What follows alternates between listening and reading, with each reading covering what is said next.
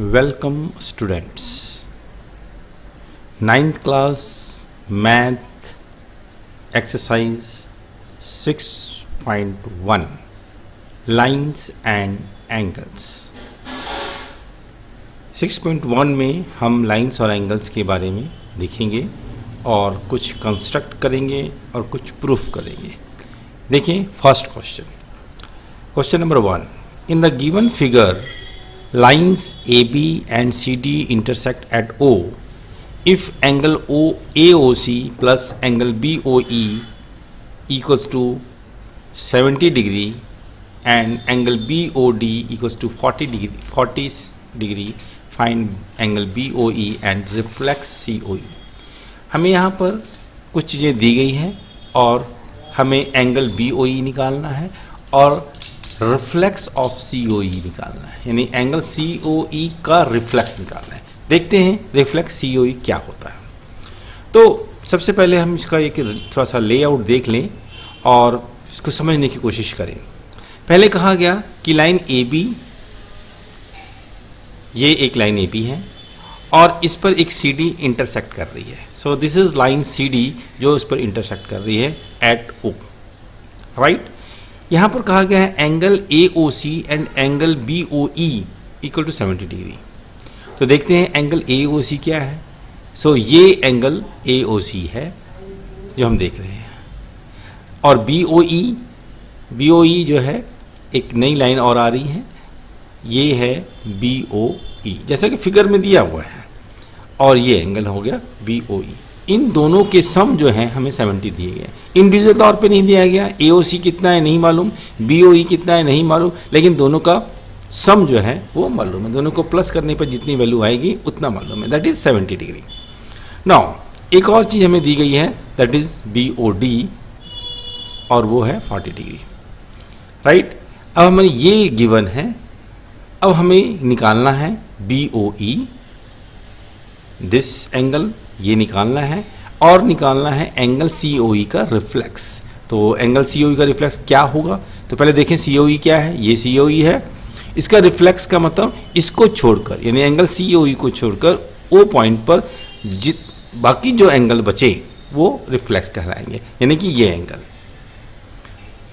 सो हमें पहले COE निकालना पड़ेगा और 360 में से इसको माइनस करना पड़ेगा. अगर हम 360 में से COE के एंगल को माइनस करते हैं तो हमारा रिफ्लेक्स ऑफ COE निकल जाएगा. हमें COE भी नहीं मालूम, हम COE पहले निकालेंगे. नाउ सॉल्यूशन हम देखते हैं. सॉल्यूशन में AB is straight line, AB एक स्ट्रेट लाइन है और इस पर OC एंड OE स्टैंड की हुई है. तो ये दो लाइनें इस पर हैं. नाउ अगर AB एक स्ट्रेट लाइन है तो इसमें टोटल 180 डिग्री एंगल बनेंगे, क्योंकि किसी भी स्ट्रेट लाइन में 180 डिग्री एंगल होता है, यानी कि AOC, COE और BOE तीनों को हम प्लस कर दें तो 180 होगा. फिगर को देखें जरा आप, ये तीनों एंगल जो हैं मिलाकर 180 बनते हैं. We sum of angles in a straight line is 180 degree, right. So these are 180. अब इस 180 में हमें क्या क्या गिवन है. हमें AOC और BOE के सम दिए हुए हैं. तो इसे मैं रीअरेंज करें इस लाइन को और AOC और BOE को पहले लिख लें प्लस COE इक्वल टू 180. ऐसा क्यों किया गया, क्योंकि AOC और BOC हमें गिवन है दोनों के सम. अब AOC और BOC जो ब्रैकेट्स में लिखा गया है इसकी इक्वल टू 70 डिग्री आ जाएगा. 70 degree plus COE equal to 180. Now COE आप बड़े आराम से निकाल सकते हैं. 70 को आप RHS की तरफ भेज दिया, माइनस साइन चेंज होकर. अब दिस इज COE 110 हमारा आ गया. सो COE इज निकल गया. हमें COE निकालना नहीं था, हमें रिफ्लेक्स COE निकालना था, लेकिन COE निकलेगा तब रिफ्लेक्स निकलेगा. अब हमारे पास रिफ्लेक्स COE निकालना आसान हो गया. तो ये रिफ्लेक्स COE है, तो हम यहाँ लिखते हैं reflex COE equals to 360 minus 110. तो 360 में से, क्योंकि एक पॉइंट पे कंप्लीट एंगल जो होता है वो 360 होता है और इसमें 110 COE दिया हुआ है या निकाल लिया हमने. उसमें से अगर हम 360 में से इसको माइनस कर लें तो बाकी रेस्ट एंगल जो बचते हैं वो रिफ्लेक्स ऑफ COE कहलाते हैं.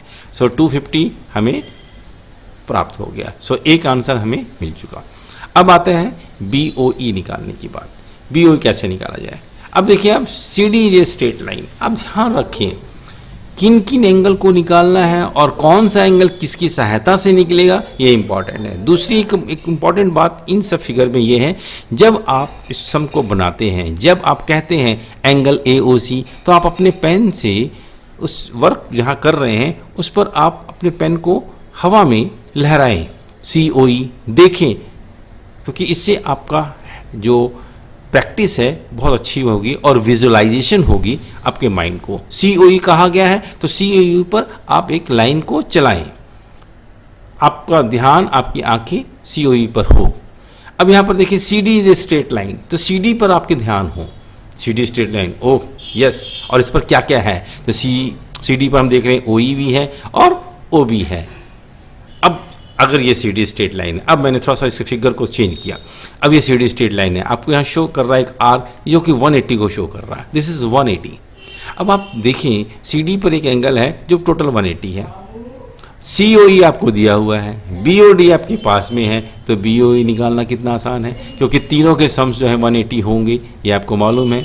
नाउ सी है, ये 110 दिया हुआ है, ये 40 दिया हुआ है, अब BOE निकलेगा क्योंकि तीनों के सम 180 होते हैं। Again we write COE angle COE plus angle BOE plus angle BOD।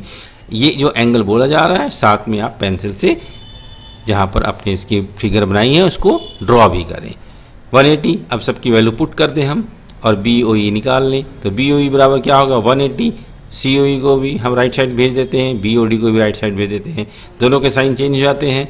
Now BOE बराबर 180, COE हमें दिया हुआ है 110 और एंगल BOD दिया हुआ है हमें 40 degree, that is 180 minus 150, that is 30 degree. So BOE angle BOE is 30 degree.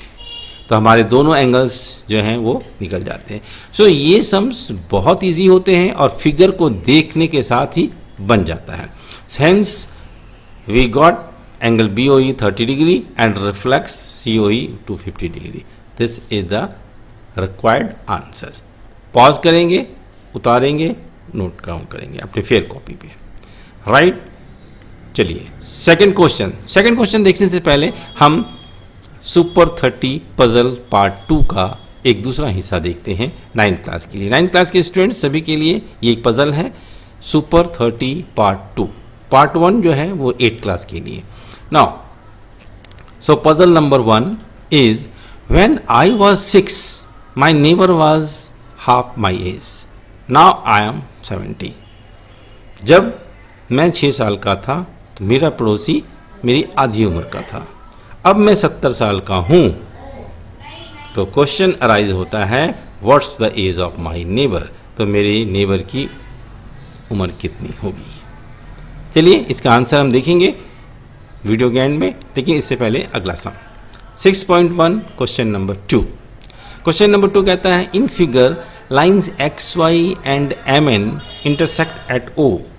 If angle POY 90 degree and A ratio B equals to 2 ratio 3, जब B रेशियो दिया जाए आपका माइंड उस पर ये सोचना है कि A की वैल्यू 2 नहीं है, B की वैल्यू 3 नहीं है।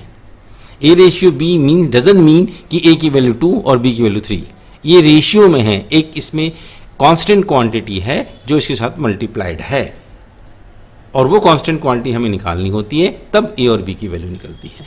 So A ratio B equals to 2 ratio 3 doesn't mean A equals to 2 and B equal to 3। Let's see. Now अब हमें फाइंड करना है C, तो पहले हम फिगर ड्रॉ करते हैं। So this is X Y and this is M N, ये इंटरसेक्ट कर रहे हैं O पे। Now angle POY is 90 degree. अब यहाँ पर एक सीधी लाइन डाली हुई है, परपेंडिकुलर लाइन डाली हुई है XY पर, दिस इज POY, ये 90 डिग्री है, right, this is 90 degree.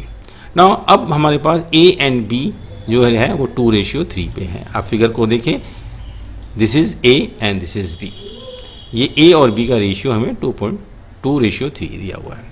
Now अगर ऐसा, और this is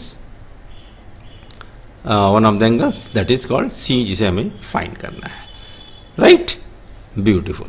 So solution is, let the common ratio between A and B be X. ऐसा क्यों लिखा गया?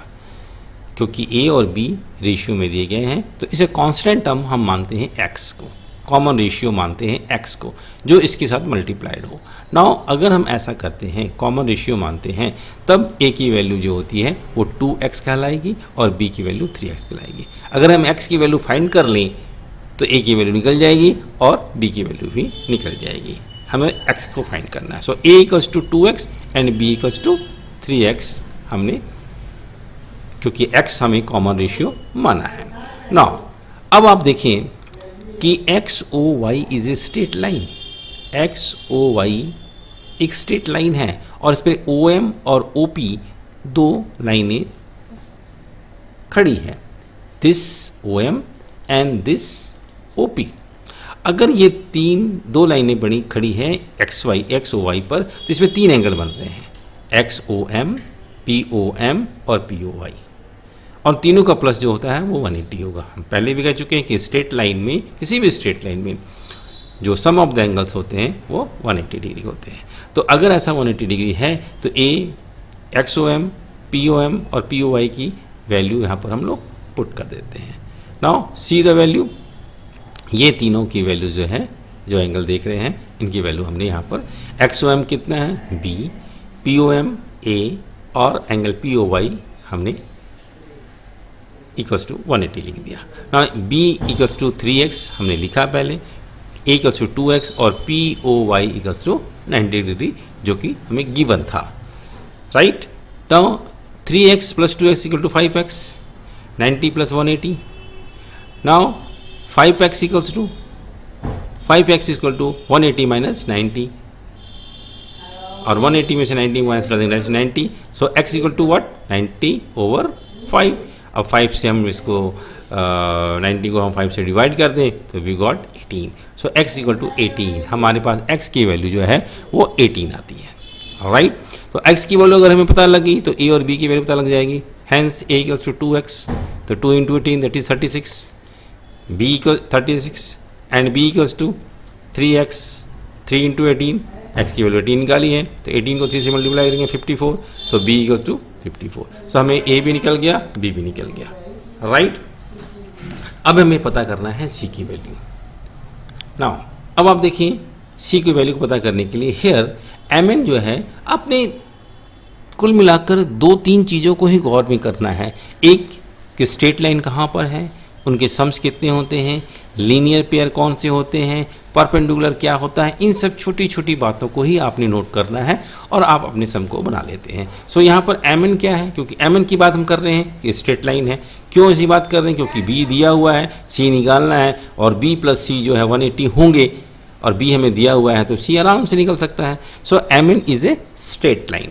अगर mn स्ट्रेट लाइन है इट्स मीन्स ये जो आर्क मैंने बनाई है 180 होगी। अगर ये 180 टोटल है और इसमें b की माइनस वैल्यू घटा दें, माइनस कर दें, दैट इज 54 को माइनस कर दें तो c की वैल्यू आराम से निकलती है। So b plus c equals to 180। So we know this is linear pair. Now b की वैल्यू हमारे पास कितनी है 54 plus c equal to 180, then c equals to 180 minus 54 that is 126। So c की वैल्यू कितनी हमारी बनती है, that is 126 and this is the required answer. So you got the answer 126 degree.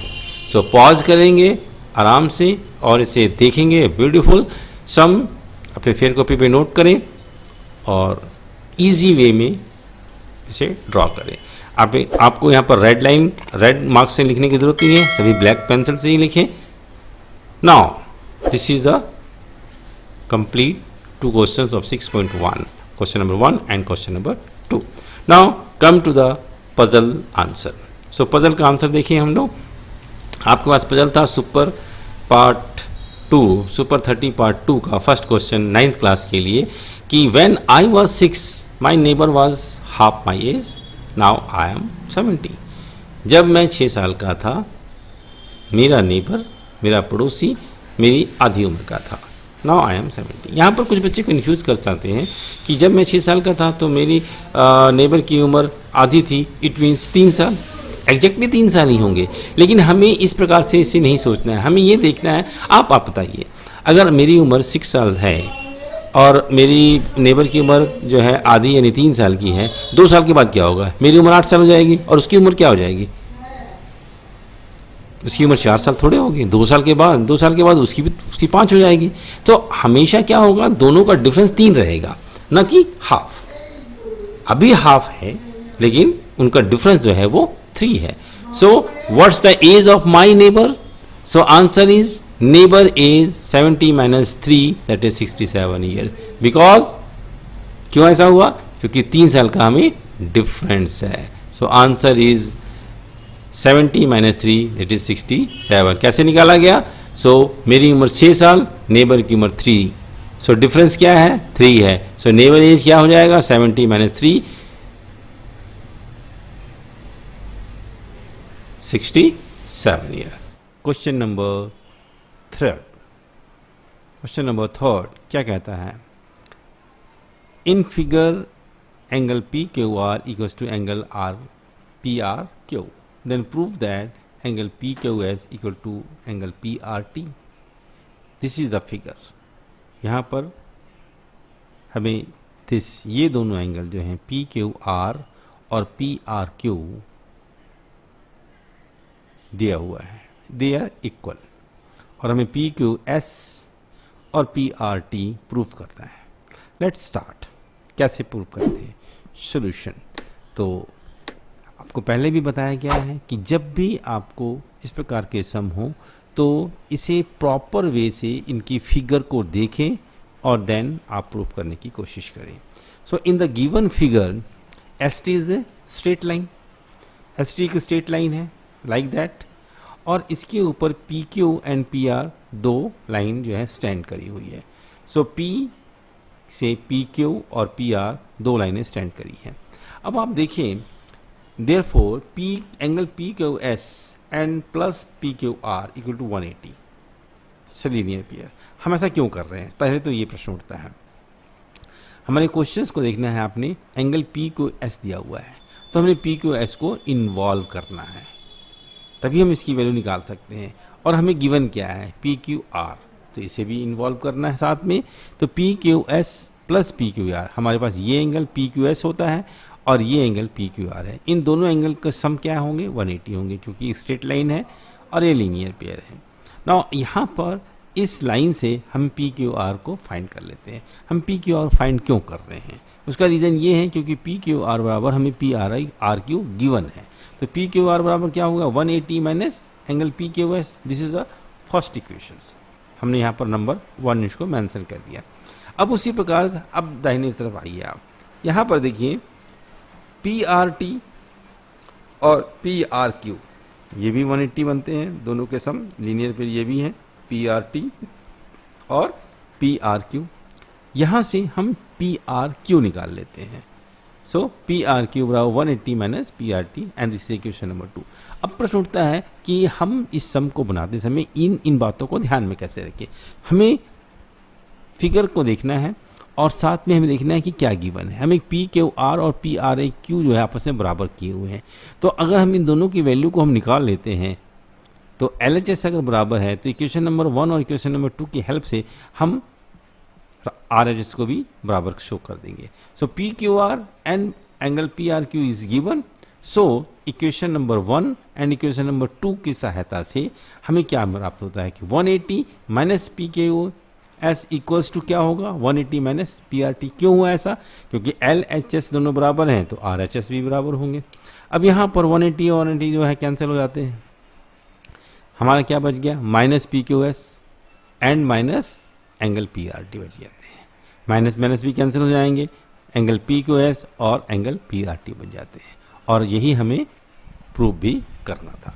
तो इन प्रकार से हम चीज़ों को देख लेते हैं और चीज़ों को प्रूव भी कर लेते हैं। तो हेयर हमें गिवन दिया हुआ था, ये देखिए इसे हमने प्रूव कर लिया और ये हमें गिवन था।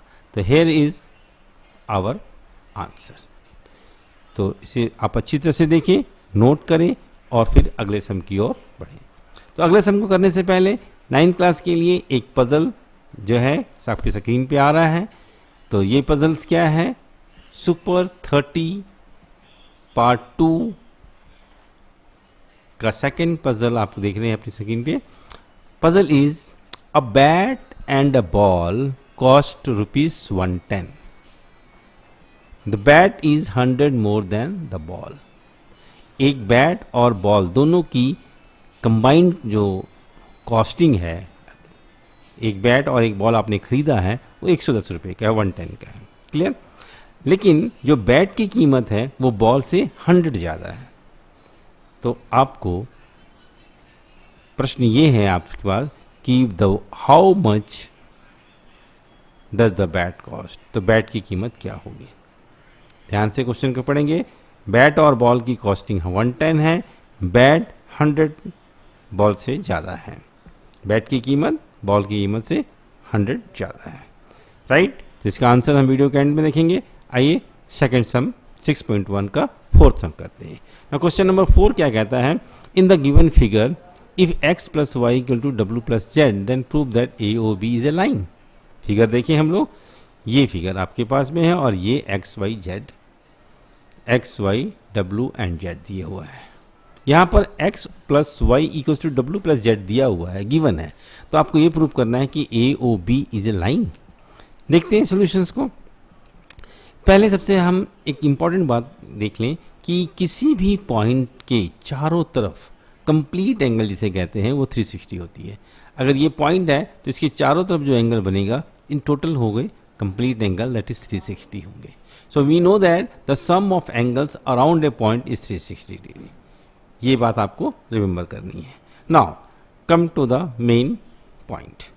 What the main point is, this is a line and this is a, ये जो आपका फिगर दिया हुआ है वो मैंने ड्रॉ कर लिया।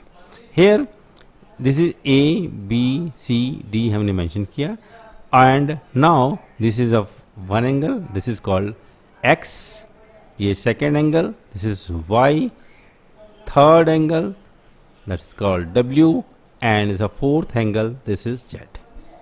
हम जानते हैं कि इन चारों के सम्स जो हैं 360 होंगे। अब हमें ये प्रूव करना है कि ए बी जो है या ए ओ बी जो है जहाँ पर ये कट कर रहे हैं, इंटरसेक्ट कर रहे हैं, वो एक स्ट्रेट लाइन है। देखते हैं। सो हमें we know that x plus y plus z plus डब्ल्यू plus z equal 360, this is complete angle. Here what are the given, x plus Y equal to W plus z. अब दूसरी एक और बात आती है कि ए बी जो है वो स्ट्रेट लाइन कब होगी। तो ए बी स्ट्रेट लाइन तब होगी जब x प्लस वाई की वैल्यू जो है वो 180 हो जाए या w प्लस जेड की वैल्यू 180 हो जाए, क्योंकि स्ट्रेट लाइन तभी बनती है जब उसके ऊपर जो एंगल बन रहे हैं वो 180 हो जाए। तो हम यहाँ पर क्या प्रूव करना चाहेंगे, x plus Y equal to 180। जैसे ही x plus Y equal to 180 prove होगा दैट मीन्स ए बी जो है वो एक लाइन बन जाएगी। नाउ हमें क्या आप गिवन है x plus y plus z डब्ल्यू प्लस जेड इक्वल टू 360। अब हम यहाँ पर देखते हैं, इसे थोड़ा सा हम रीअरेंज कर लेते हैं इन ब्रैकेट्स में। x प्लस वाई को ब्रैकेट में डाल दिया और w प्लस जेड को ब्रैकेट में डाल दिया। ऐसा क्यों किया गया, क्योंकि x plus y equals to है w प्लस जेड के गिवन दिया हुआ है। तो इन दोनों गिवन है तो हम दोनों को एक ही चीज़ लिख सकते हैं, x प्लस वाई लिख सकते हैं w प्लस जेड की जगह पर, क्योंकि x प्लस वाई जो है वो w प्लस जेड के इक्वल है। Now this is 2x plus y, क्योंकि दोनों सेम है, दोनों टर्म सेम है, तो 2 ब्रैकेट्स में x plus y. Now we can find out x plus y 360 by 2, इसे हम कैंसिल कर दें, this is called 180। x plus Y equal to 180। तो जैसे ही x plus Y equal to 180 आया इट मीन्स ये लीनियर पेयर है, और इसका मतलब ये जो लाइन है जो भी हमें डिस्प्ले हुई रेड कलर में A O B, this is a straight line. ये स्ट्रेट लाइन तभी बनेगी जब x प्लस वाई की वैल्यू जो है 180 होगी। Since x and y from a linear pair, hence a और b is a straight line. So very much clear, beautiful, समझ में आ रहा है सम कि एक स्ट्रेट लाइन बन रही है। पॉज करेंगे वीडियो को और अपने सम को प्रॉपर तरीके से नोट डाउन करेंगे, राइट। सो आइए अब देखते हैं आपके अगले पजल को के आंसर को। सो पजल आपका 9th क्लास के लिए था सुपर 30 पार्ट 2 का पजल कि a bat and a ball cost ₹110, the bat is 100 more than ball, then how much does the bat cost is. It's a very simple answer. Bat equals to क्या हो रहा है, ball plus 100, कि bat की कीमत कितनी है, ball से 100 ज़्यादा। सो बैट इक्वल टू क्या होगा, बॉल की कीमत जो भी होगी उसमें 100 ज़्यादा। दूसरी एक और बात क्या थी कि बैट और बॉल दोनों को मिलाकर कितना है, 100 है। अब इन दोनों इक्वेशंस को आप गौर से देखें और एक की वैल्यू हम उसमें पुट करके देखें तो we got that bat equal to 105। अब आप देखिए ये ऐसा क्यों हुआ। अब देखिए बैट की कीमत कितनी है, 105। इसका मतलब बॉल की कीमत कितनी होगी, 5 होगी, क्योंकि दोनों के जोड़ने पर क्या बनेगा, 110, राइट। अब आप देखें बैट जो है बॉल से कितना अधिक है, क्योंकि वो बॉल की कीमत 5 है और यहाँ 105 है, इट मीन 100 ज़्यादा है। तो दोनों इक्वेशन सॉल्व होते हैं एंड होपफुली मैं समझता हूँ शायद ये सब आपने कर लिया होगा and this is the puzzles.